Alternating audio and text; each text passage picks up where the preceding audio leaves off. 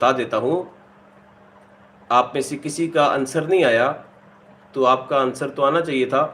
بنی اسرائیل مقام طیہ میں 40 سال تک رہے، ٹھیک ہے، یہ میں نے بتایا بھی تھا۔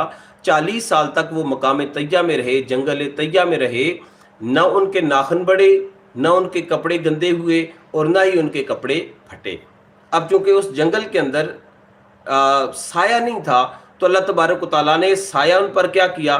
بادلوں کا سایہ کیا۔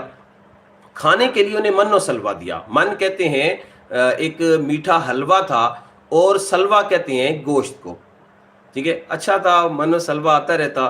تو بجائے اس کے انہوں نے پھر آگے ہم پڑھیں گے، انہوں نے کہا بصلیہا وعدہ سہا، مسور کی دال ہو اور ککڑی ہو اور پیاز ہو، تو انہوں نے یہ چیزیں مانگی۔ نہیں تو آج جتنی بھی لیڈیز ہیں ان کو گھر میں پکانے کی یہ جو ٹینشن ہوتی ہے نا، یہ نہ ہوتی۔ بہرحال یہ بنی اسرائیل نے کیا کیا ہے، آپ کا کام بھی مشکل بنا دیا ہے۔